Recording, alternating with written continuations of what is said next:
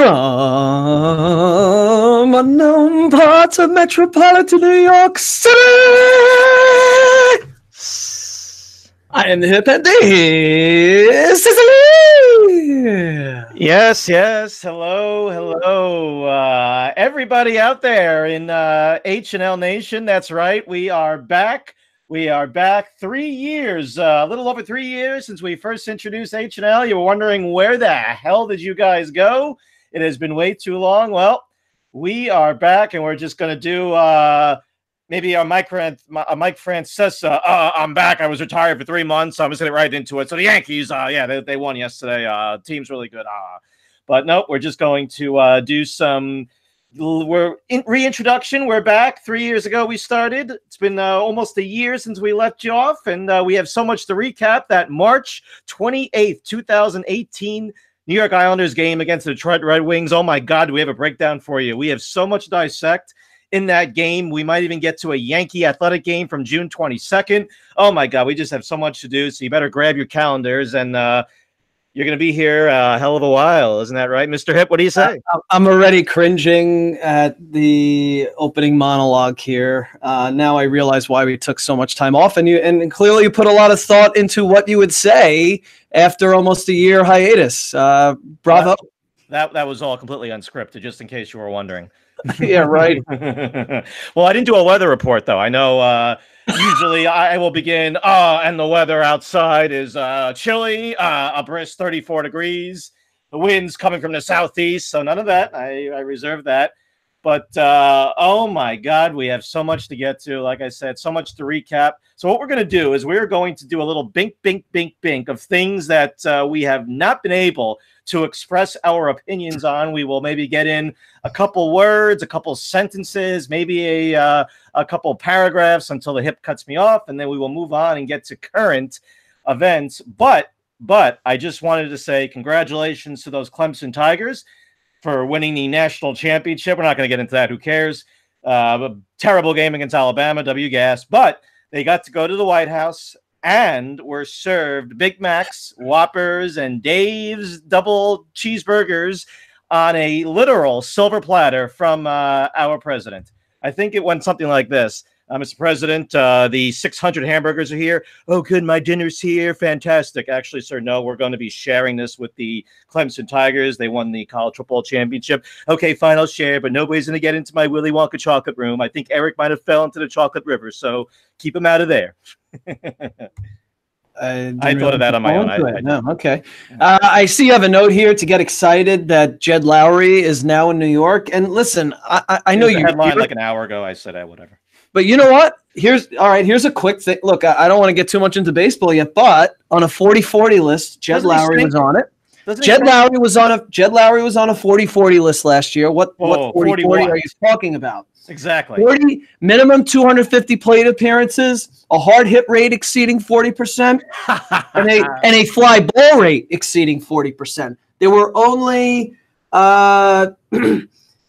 about 25 players in all of Major League Baseball last year that were on this list. And you want to be on this list because you want players who hit the ball hard and hit them in the air, because you know what happens? I'll let you try to figure that out. So let's not knock on Jed Lowry. We'll see what happens. Okay, enough about it. I was just gonna say he's here. Get excited, Met fans. See, this is what happens when you're not into fantasy anymore. If you're just a casual fan, you say Jed Lowry sucks, right? Doesn't he? But then the fantasy baseball hipster nerd will come in with his BABIP and his hard hit ball ratio and his FIP ratio and say no. Don't look at just the batting average and home runs and RBIs. We have to dig deep to see how less than not so good he really truly is. So in the weeks and months to come, as we get ready for baseball, there's still some major free agents out there, so we'll keep on top of that. But look, it's still football season, even though not in New York, and that's obviously where our attention should focus and will indeed. For the majority, I'd say, of this evening's episode, NFL football. You got 4 teams left. As you pointed out, probably the 4 best teams still standing. Yes, indeed. Of course, it does not include the locals, the Giants and the Jets, who decided that, making the playoffs again, who wants to see playoff football in New York? It's been like 100 years, it seems like, since either team was in the playoffs. Of course, the Rexy-led New York Jets from yesteryear with Mark Sanchez, who, by the way, still has more road playoff wins than Tom Brady, but we'll get to that. It's been since 2010 for them, and for the Giants, yeah, they were in the playoffs a couple of years ago against Green Bay, whatever. But other than that year, they have not been in the playoffs since 2011. So the one time since 2011 for the Giants. Another awful, terrible season, which we could not comment on to all of our loyal listeners throughout this excruciating year of 2018. Cost Todd Bowles his job. So the Jets have a new coach. The Giants have Pat Shurmur on his second year going into next year after a terrible season, failure of a season. He'll sit there and go, well, we improved at the end of the year now, and we did some good things, and the offensive line was on a revolving door to Eli like it was the first month and a half of the year. So hey, get excited, Giants fans. Even though it's like the opposite of Pat Shurmur's voice. It's anything. I don't know why you would use that. Well, it's true. Pat Shurmur voice. You're right, because he drones on. Hearing him interviewed this year. So Pat, what'd you think of the game? Oh, well, I thought we did some good things. The pass rush, it wasn't really there, but we got to the quarterback. I think we breathed on him twice in the fourth quarter, so that was good. We averaged about 2.2 yards a carry in the last 4 minutes of the game, so that was an improvement from the 1.2 the first three quarters. And I thought that Eli, he threw the ball, kind of okay. We did some good football stuff. We have to do other football stuff better. The football stuff that was not so good, we have to do it just a little bit better than the not so goodness we did in this past game. That's a Pat Shurmur interview. So all right. Now just shifting back to the Jets, we've had one press conference with the new Jets head coach. Did you happen to catch any of that? Crazy Eyes Killer, I think, or Googly Eye, Crazy Eyes Killer. He'll get some kind of nickname. The Gase. I saw none of the press conference. I heard it was boring as hell, like a Pat Shurmur interview. Okay, here's the thing: Jet fans are up in arms. They should have signed McCarthy. That's what they're saying. That's the media speak out. They should have signed McCarthy. I don't know if I feel as strongly as that rhetoric. Your reaction to that? To the McCarthy versus Gase, you mean? Yeah. The explosion that we heard on the local sports talk stations here after Gase was hired in lieu of McCarthy, who apparently every single Jet fan wanted and thought he was the second coming of. Well, maybe like three out there didn't want him. That thought he was the second coming of Vince Lombardi. Like, oh my God, you passed up on Mike McCarthy. Here's the deal: Mike McCarthy won a Super Bowl once. Yes, he won it with Aaron Rodgers. Maybe instead of critiquing it that he won a Super Bowl, how could you not hire him? How about he only won one Super Bowl with the great Aaron Rodgers in his prime for all those years? That's the best you can do. Mike McCarthy is a good coach. I'm not going to disparage him as a coach, but you can see the last couple of years that Green Bay team did not live up to its potential. Aaron Rodgers it seemed like he regressed as a quarterback. I know he played injured this year. Mike McCarthy is a good coach. He was a qualified candidate. I don't think it was an automatic slam dunk that he should have been hired as the head coach. Just because he had past success does not mean that he is going to come in and win you 4 Super Bowls. So I don't think, did Gase do a great job in Miami? No, he won 10 games his first year, made the playoffs. Good for him. Last 2 years, the Dolphins have been terrible, but they won 5-1 against the amazing Todd Bowles-led Jets. Oh my God. So I'm sure that, we beat us 5 out of 6 times. We have to go get him now. So I understand where they're coming from. At least I think I know where they're coming from. He's a younger head coach. That's where the league is moving. They like the younger head coaches. They're young and they're innovative, and they have fresh ideas, and they're taking the league in a different direction, and they're doing different things. We know. So he fits that mold. Peyton Manning, I guess, made a call on behalf of him and said, "Hey, Johnson brothers." He was my offensive coordinator. He was a cool guy. We used to play Xbox at night. I think you should hire him as head coach. So you have that. You had that, I guess, was a minor external factor as to what led to them hiring him. But I'm sure he said, "Hey, I'm going to take Sam Darnold in do this with him. I'm going to develop him, and we're going to go on and win championship after championship. And they were like, oh, you're hired. So I don't really have a strong opinion on him. I think he has the potential to be a good coach, and he brings in Greg Williams. So yeah, right. Well, the thing is, if things are, if Sam Darnold comes out struggling the first few weeks, it's going to just be really bad. There will be no honeymoon period at all. No, none. Exactly. And the thing is, if the Jets went the McCarthy route, and I'm not saying this is the criteria that you put at the forefront in making a decision if you're the GM. We don't know exactly all the reasons that led to why they decided Gase over McCarthy and other candidates. But if they went with McCarthy, like, that the fan base would be more excited. And I think the Jets fans would be more forgiving if McCarthy turned out to not work out versus Gase. Now, that doesn't mean that that's how you, as a general manager, dictate your decisions, but I just think that's the reality as far as the fan base goes. It is going to be such a short leash of patience with Gase, even if he's much more qualified. That's my piece. Well, I mean, they're a ton of money. They have $90 million to spend in free agency. They're going to have another high draft pick. They obviously have the quarterback in place. Receivers. They have no, like, Robbie Anderson is an okay receiver, but you can't go with Quincy Enunwa. I'm sorry. I mean, you're a decent possession receiver, but you're just not scaring anyone with Robbie Anderson and Quincy Enunwa and Jermaine Kearse. It's just not. So who are they going to sign? I don't know the free agent pool that's going to be out there for receivers. We know Le'Veon Bell is. I don't know how I feel about that, but we'll go into that more.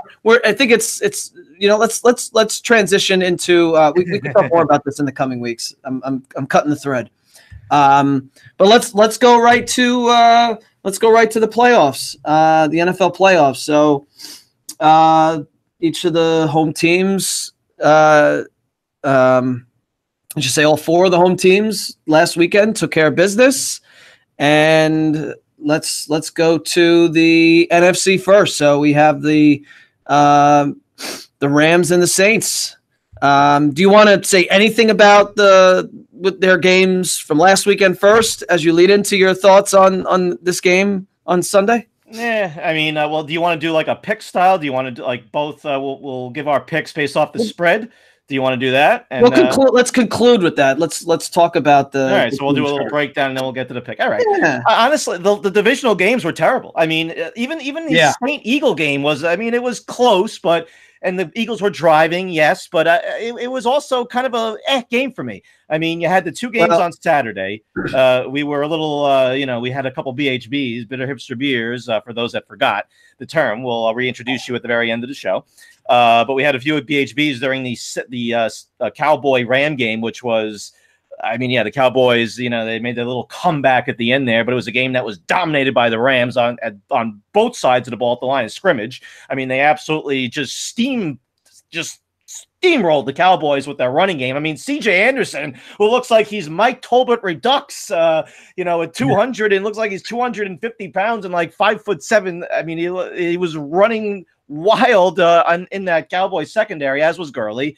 Gurley beat, the all-pro running back, and here is CJ Anderson. Where'd he come from?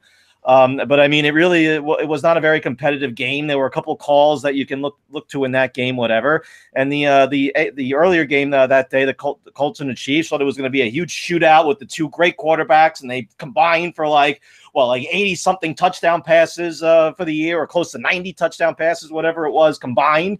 And had no time to throw the ball all day. Kansas City was in his face. We'll get to their pass rush as we preview the Pat game. But, again, it wasn't competitive. The Chiefs jumped out early, and the Colts never had a chance. And then the early game on Sunday, the Pats just absolutely took it to the Chargers. I mean, they executed their game plan of dinking and dunking and throwing the ball, 4 yards down the field to James White, letting him run another 4 yards and then getting tackled. And we'll do that again and over and over and over. And then the power running game with Michelle. So, I mean, they executed their game plan perfectly. The Chargers had no answer. And another playoff failure for Phillip Rivers. Poor Phillip Rivers is the guy in that quarterback class with Eli and Ben, who has not even been to a Super Bowl, let alone winning one. So poor Phillip Rivers. He thought maybe this would have been the year for the Chargers, for those Carson City Chargers. But sorry that they won't be able to partake in the Super Bowl yet again. So yet again, it's the Pats. Yawn for the Pats. So I think most of the country will be rooting for the Chiefs. But like you said, we'll get to that game last, as it is the more compelling game. You have anything to say about last weekend? Boring, dull, and. Well, the Eagles, Nick Foles made that terrible pass to Ertz that resulted in an interception. It was late first. I mean, but that changed the whole complexion of the game. Foles was looking like he was continuing his magic. He was. He makes some of those downfield throws. You're like, you kind of start to believe this guy can be a starting quarterback. 2019 New York Giants starting quarterback Nick Foles. But then he has throws like that really remind you, that he's Nick Foles, and the magic's going to run out. It didn't last year somehow, miraculously, for the Eagles, but that changed the whole complexion of the game. And heartbreaking way to lose. They had the chance to drive down the field, and Foles actually makes a good throw to Jeffrey. They're driving, they're moving the ball. Yep. Ball goes right through his hands. And I read that was Jeffrey's first drop of the season. He didn't have a single drop the entire regular season or in the playoffs prior to that play. Now there's some hipster irony. Just a brutal end for the Eagles. Somewhat, overachieving run. I would. Oh say. Yeah, I mean, it looked like they were dead in the water when Wentz went down. It was like, all right. I mean, they come back against the Giants in that game in early December when they were down. What was it, 19-3? I mean, that pretty much ended the Giants season. And but yeah, I mean, who would have thought that Foles and his magic, in winning the wild card game and getting back to the divisional round and driving, looking like they were going to score a touchdown there and maybe leave some time on the clock for Breeze. Who knows? There was still plenty of time left in the game. After the missed field goal by What a Lutz. We lost your lip on that. I think you may have hit your mic. No, you got so excited about What a Lutz. It just conked out. What a Lutz is a reference to my AOL screen name back in high school, actually. So Lutz just rhymed with putz, and I like the way the ring of it with what, instead of saying what a putz, it went to What a Lutz. And there you go. Then now there's an actual. I didn't realize that Lutz is a last name out there, and it's not like completely uncommon. So hence What a Lutz. The lip, you're still not coming through. Your mic just did you unplug it and plug it back in? This is the beauty of a high tech front of the line market leading podcast, is you have interruptions. I think the lip waved his hand so hard that he something with the cord just moved, and now he's completely out of commission. I mean, I could see him. We do this via YouTube Live as well. Not that the intention is for folks to actually be able to look at us. It's more of a listening forum. In any event, yes. So you have to hear me and my beautiful monologue trying to stall. As too bad we're not in the same room. I could try to help him fix it, but leaving the lip to his own devices here, trying to fix a technological issue is probably a chink in the armor of this podcast. Clearly, did you unplug it and plug it back in? Give me a thumbs up if you attempted that. Can you hear me? Can you give me a thumbs up that you can hear me? Yes, I'm getting the thumbs up, so he can hear, and he is desperately trying to fix his. So I'm gonna, while he's trying to fix his mic, maybe you want to exit and re-enter the room. Try that. We have like this little YouTube Live. You have the link, right? Try that. Okay, and I'll talk about Michigan basketball. I'll do a complete change of the subject, and we'll come back to football, so I could talk about Michigan basketball just a little bit. So Michigan was in the championship, if I recall correctly, each of the last 2 years. Last year they lost to Villanova, a bit of an underdog each of those last years. They did win the Big Ten championship tournament against Purdue last year, and they carried that momentum into the tourney and made it all the way to the finals, I think as a 4 or 3 seed. This year, well, they started, I think, as in the teens as their seed, and they lost some key players, Duncan Robinson, Mo Wagner, key players in their run. Sharif Abdur-Rahim as well. And I think the team was probably going to be seen more as having a down year. Well, why don't you change it to your other mic? Put your mic on. Change it to your other mic. Or did you exit and re-enter? I don't think you did. So try that too. So I think they started in the teens, and as far as being ranked and seen more as a relative. I mean, being in the teens is not so bad to start, but seen as being on a not performing as well this year. The lip is back, but I can't hear him still. Oh, no, I heard that. Okay, you're back. Oh my God. There it is. That was so bizarre. What happened? I don't know. So who cares? Nobody else cares. All right, you got me though now? Okay. Yeah, so I'm just going to take 3 more. Since I started talking about Michigan basketball, now we just have to see it through for a few more minutes. And this will be the thread. And right now, to this point, they are still undefeated. They were number 2 in the nation in the last poll, and they have beaten many notable teams. They've beaten UNC. They've beaten Villanova. They've beaten I can't even remember who they beat in their own conference. They've beaten Northwestern, Indiana. Has Michigan lost a game yet? No. Oh, they are undefeated. Okay. They're still undefeated, and Duke, who is number 1 this week, they lost to Syracuse at home yesterday in overtime. I saw that. Yes, I did see that. So if as long as Michigan beats Wisconsin on Saturday, Michigan is poised to be number 1 in the country. I mean, it's exciting and it's fun and it's a good distraction from the shittiness of the football team. 13 of the last 14 games against Ohio State they've lost. How unbelievable is that? Have they really? It's insane. Wait, you football, you mean? Yeah, in football. Oh, think about that.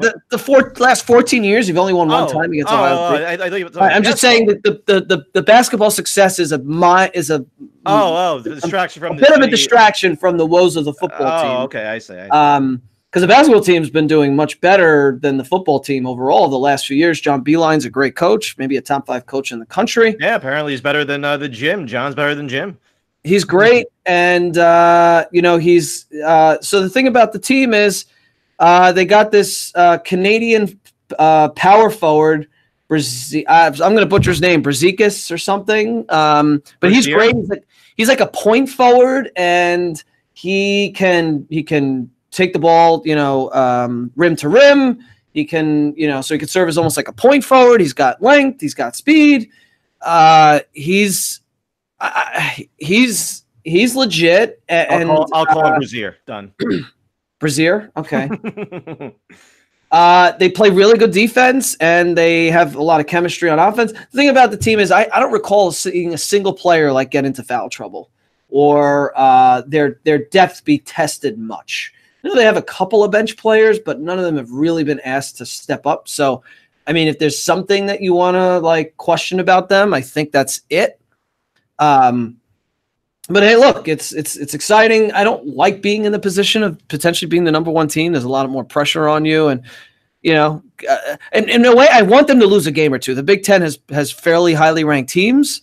I want them to lose a game or two to take the pressure off. It's not the end of the world in basketball to lose some games. But hey, we'll enjoy the run while it lasts, and they are going to lose a game. They're not that invincible. Anyway. Well, speaking of enjoying a run, should we get to another college basketball team that is on an amazing run right now, or should we save it to the end? Why don't we save it till the end? Let's get back to the football. Right. So we were transitioning, I think, to the Rams at the Saints. Yes, we were talking about, we were finishing up the Eagles' magic carpet run and coming to an end. So that's that. The Saints advance, kind of by the skin of their teeth, but still they advance. So how excited are you for this Saint-Ram game, Mr. Hip? It should be a good, I'm not. Look, why not? I'm more excited for the late game. Well, I'm excited for both games. I mean, look, Islanders Ducks, of course, is what I'm referring to, the late game. No, but I am more excited for the AFC game. Much more excited. But anyway. I am too. But I I'm excited for both. I mean, Sean McVay is just a really interesting guy because, I mean, Agreed. I don't know if we've ever seen a coach have such a ridiculous memory of plays. And have you seen any interviews with him where an interviewer will like bring up a situation that happened in a game like 4 years ago, and he could tell you exactly what happened on that play? Really? In a game. He has that. Yeah. If you like 2nd and 7, at the Rams' own 38-yard line, 11:47 left in the second quarter. Tell us what happens. He could tell you what the play call was and what the outcome was. Unlike Pat Shurmur. So Pat, to tell about this play. But, I mean, can you imagine like having that kind of memory? He's the real deal. Like 30. He's what, 31 or 2 or 3 years old? Yeah, I think he's what is he, 33 now? Something like that.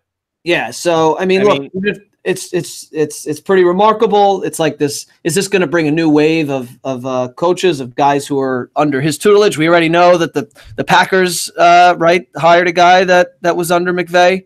Oh yeah, right. Because they were like, oh, he already has a coaching tree. He's 30 years old. Yeah, exactly. Everybody, they all love the coaching trees. Like we already got the Twitter from Bob Glauber, who just wrote a book about Parcells and Walsh and whatever. But he had to point out that this is a battle between the Bill Walsh coaching tree and the Parcells coaching tree with Belichick and Andy Reid. But he actually even made it seem like Andy Reid is a direct disciple of Bill Walsh, which is false. He never, ever, ever, ever coached with Bill Walsh. He is a direct disciple of Mike Holmgren, who was a quarterback's coach, I believe, with Walsh in Montana and the 49ers. Yeah, it seems like a bit of a stretch. We have to go, oh, he's a direct disciple. Oh, the Parcells versus Walsh coaching tree. It lives on. The coaching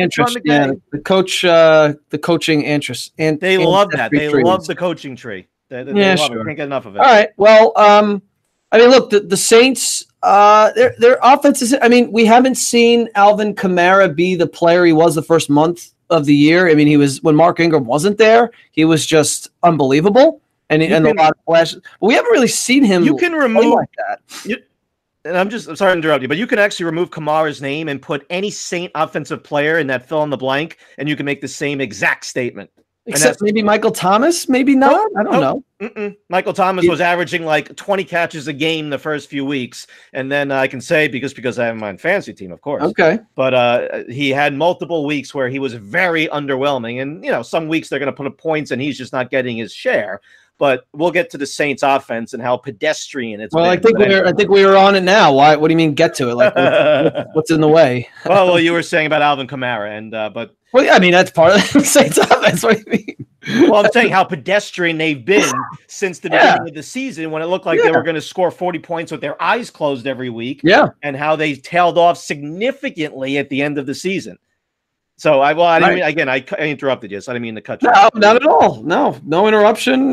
This is the interruption. So continue with the Saints offense discussion. Well, but I mean, I think the bottom line is with the Saints, well, at least for this game, this is not going to be the game that they played earlier in the season. I think was a 45-35 finish. The Saints obviously won. That's how they ended up with the 1 seed in home field. I can say with almost certainty now, not to sound like Mike Francesa, who makes the authoritative declarations and then is completely 1,000% wrong. But I would be shocked if this is a high-scoring game. Now, when I say high-scoring, I don't think this is going to be a 45-35 or 42-38. This is not going to be that type of game. I think this could potentially be not a defensive struggle where we're seeing a 13-10 final, but I could very easily see this game, 24-20, 20, maybe 27-24, something like that, a close game. But you're not going to see the offenses running wild. A couple of reasons. Number one, the Saints' run defense has been fantastic all year. Now, they lost the guy last week. What's his name? I think I wrote it down. He's a rookie, I think.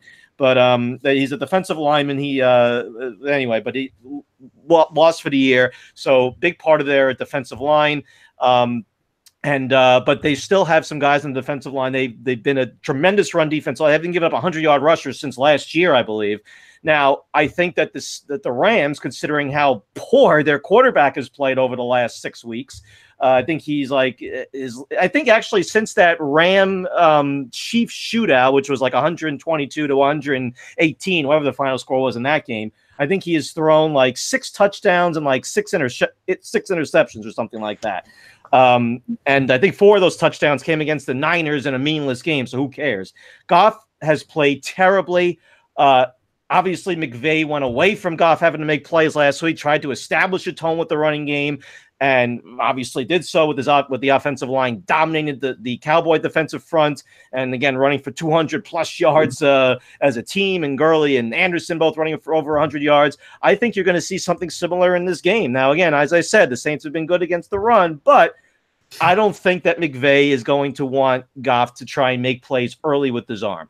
I think he is going to try to establish a running game early, and I could very easily see, especially if the Ram defense does not give big plays over the top to Drew Brees. Now, Brees has been, again, pedestrian over the last month and a half or so. I think his last 5 games, he has thrown 5 touchdowns and 4 interceptions. Now, he is better at home. A few of those games are on the road. He's much better at home. But his deep ball, they well documented his deep ball problems last week, severely underthrew Ted Ginn early in that game. I think it was picked off, right?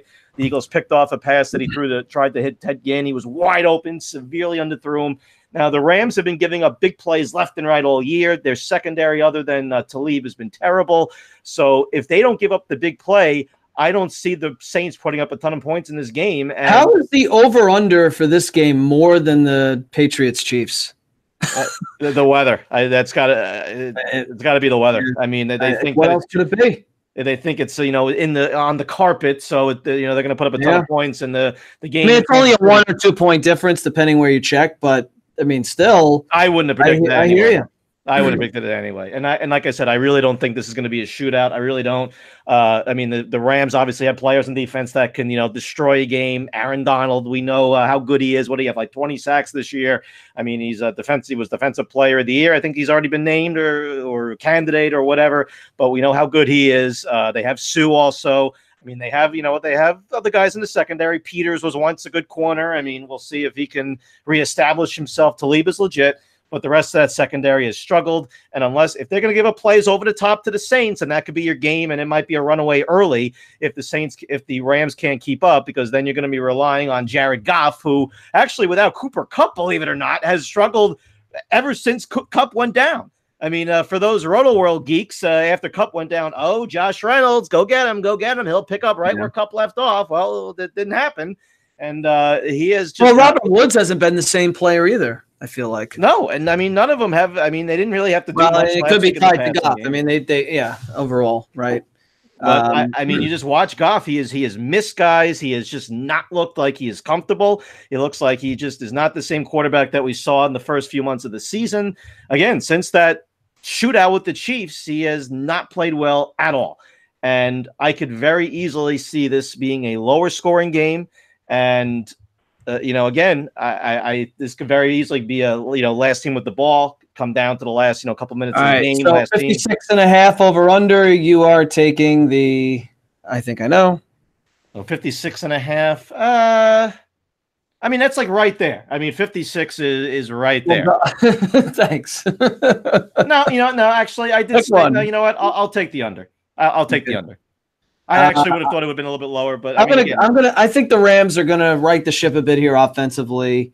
Sean McVay is gonna figure something out. The Saints are so inconsistent with their offense. I feel like sometimes they are. I know that Goff has struggled. I get it, but I think that unless Gurley is still not, he may not be 100%, which is another factor. I don't know. I mean, clearly, if Gurley's 100%, C.J. Anderson's not seeing the field, so I don't know if there's a storyline there at all with Gurley, because he missed some time at the end of the year, if he's still held back a bit. So that's another thing. But I think the Rams I think the Rams cover, and I agree under. I think the Rams win the game. Now I'm in a pool. I'm in a office pool where you choose for all the playoff games the spread and the over under. Okay, and we are, and I say we, I'll tell you in a second why. We are 8-8. The best is 10-6. There's 4 people 10-6, nobody 9-7, and then there's 5 people 8-8. There's a few below that. I didn't make any of the picks. I left it to my 4-year-old son to make every pick because I don't think I'm any smarter than Vegas. I think he has just as good of a chance of picking these right or wrong as I do. And there we are at 50% and doing better than, 1, 2, 3, 4, 5, 6, 7 of the, say, 20 people.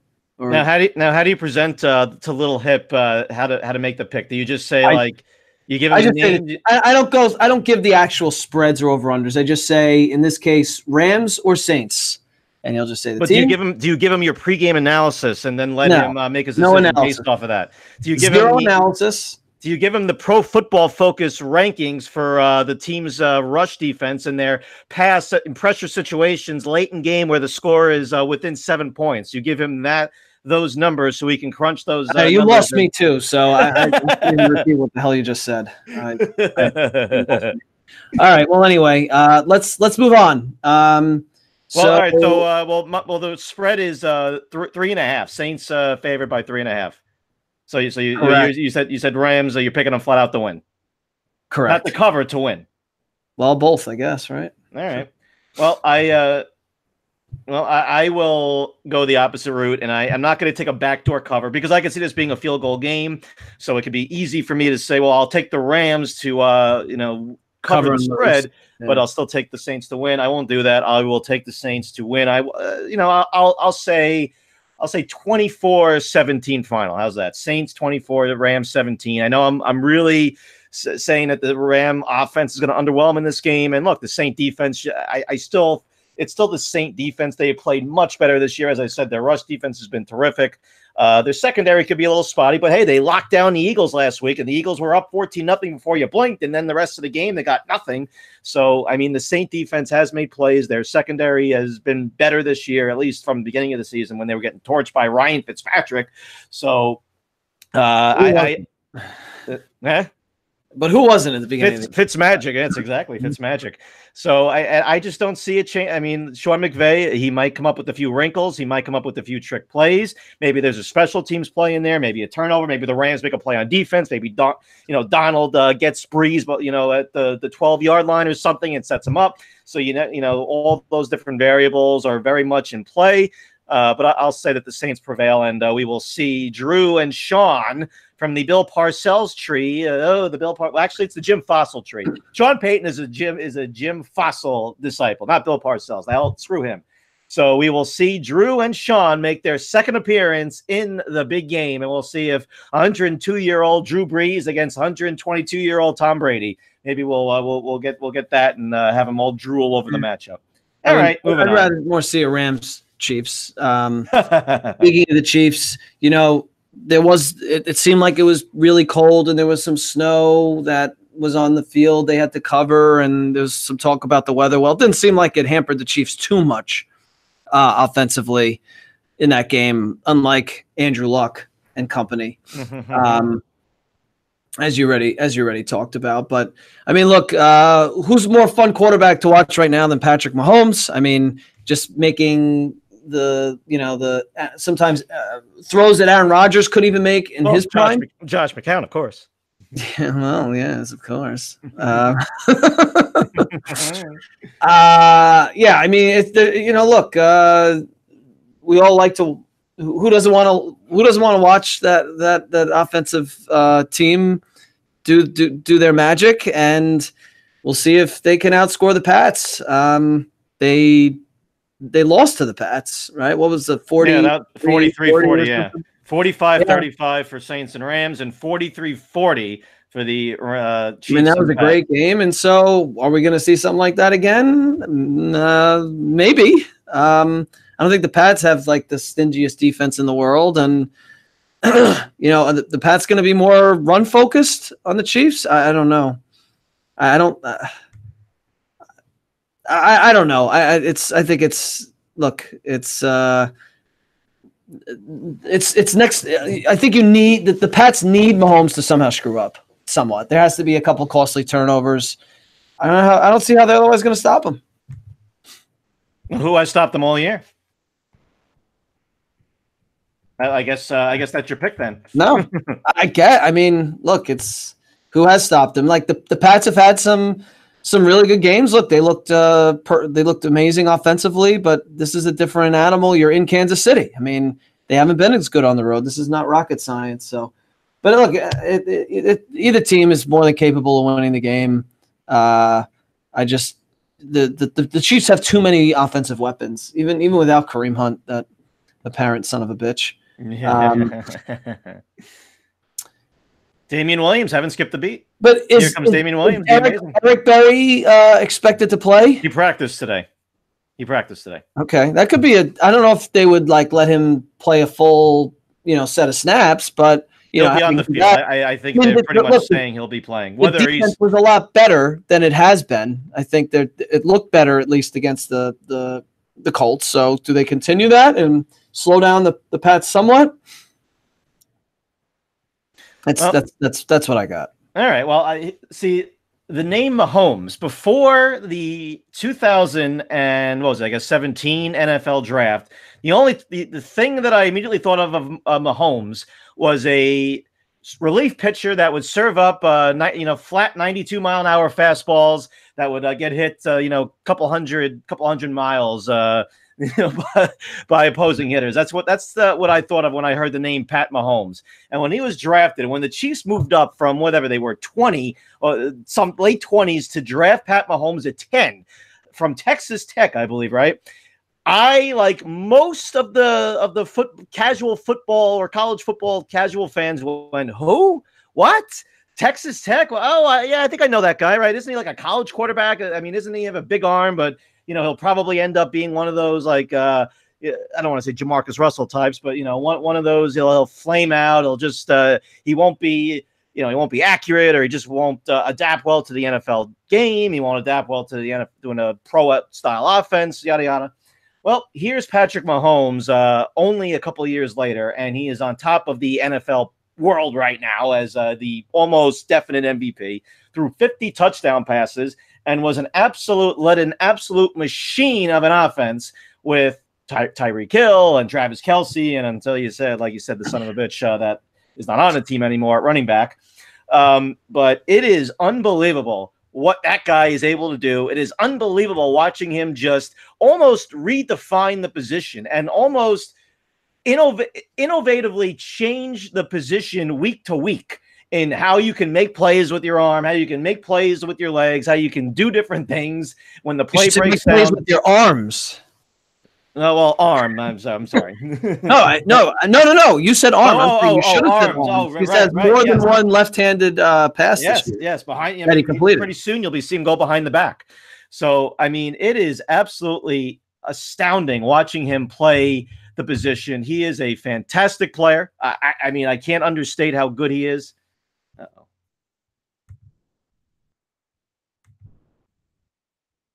I think we've lost Mr. Hip. So I guess he is gone, so not me. Okay, so I'll keep going. Some more technical difficulties on the Hip and the Lips return to the airwaves, so apologize for that, folks. Anyway, so again, Mahomes, I don't think the Pats are going to stop him. The Pats, their secondary is significantly better than people give it credit for. It has gotten significantly better as the season has gone along. Stephen Gilmore is an all-pro cornerback. So the question is, Bill Belichick, the master at taking away, the absolute master at taking away one big weapon for the opposing team, which guy is he going to look to take away? Is he going to look to take away Hill, or is he going to look to take away Kelce? Those are the two big weapons for the Chiefs. I personally think he is going to do everything he can to take Hill out of the game. I think he is going to use Gilmore on him. I think he is going to look to shadow him with Gilmore. I could be wrong about that, but I predict that he'll use him to he'll use Gilmore to try and shadow Hill, and I think that he is going to try and bump him at the line. I think he's going to try and get multiple guys on him, primarily, though, with Gilmore on him. And I think that he is going to do everything he can to take him out of the game and say, hey, you want to throw the ball to Kelce, 10, 15, 20 yards down the field, that's fine. I just don't want to see Tyreek Hill running wild in the secondary. And I think he is going to do everything he possibly can to try and take that away. But the question ultimately is, can the Pats disrupt that pass rush that we saw from the Chiefs last weekend? You saw Houston and Dee Ford get in the backfield and get in the face of Andrew Luck and sack him a few times and absolutely disrupt anything the Colts are trying to do on offense. Also, Jones, the guy in the middle who abused the big hotshot guard for the Colts, Nelson, in the middle. So I think if the Chiefs are able to control the line of scrimmage, and unless the Pats can, get guys on Mahomes, this is going to be a long day, I think, potentially for the Chiefs, for the Pats. Now, you have the weather to factor in. It's going to be apparently 2 degrees there. Apparently, you have an Arctic blast. Mr. Hip, can you hear me? I can. Okay. I didn't know if that was me or you. So, all right. So I made good that I kept talking. Anyway, so the Arctic blast is coming. The one time where for you keeping a talk was a good thing. Well, you weren't there to interrupt me, so I was on a good ramble there.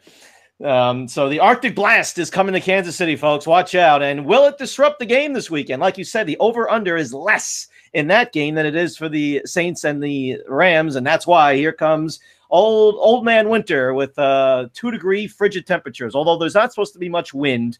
I don't think there's supposed to be snow, and there's not going to be much wind. So honestly, I don't think the weather is going to be that big of a factor unless Mahomes is going to go, Burr, I can't play in this. It's too cold. Unless that happens, I don't think they're going to really slow down the Chiefs that much. And right. Well, can they keep up the Pats? So what are the lines here? 3. It's 3. Is that what you have? I mean, I have to. I mean, I have to go with the Chiefs, and I agree. I think the weather is going to make it a little harder for them. That's really cold.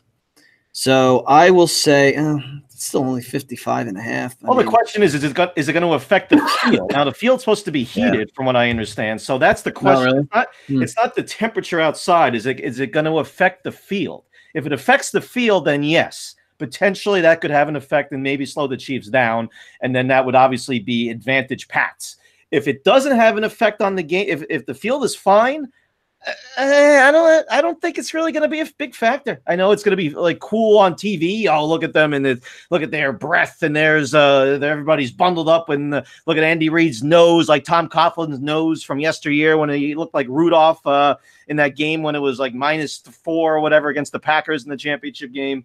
But I mean, and Tom Brady is 100 million years old, so maybe he'll be a little bit affected by it. But I think Belichick is going to do what he did last week and try and get Michelle going early, neutralize that pass rush for the Chiefs. But the secondary for the Chiefs does stink, and even if Barry is there at 50%, that's still not enough. And if they can maybe get a guy down the field, and Chris Hogan, the amazing Chris Hogan, who I would have said at the beginning of the season, he's going to be amazing, and I mean, he is a deep threat, and maybe they'll dust him off and try and get him down the field in this game and make plays if they need to. If they can execute a game plan where they don't, fine, but that's only if they slow down the Chiefs. So I agree with you. Chiefs, give me the Chiefs. Lay in the 3.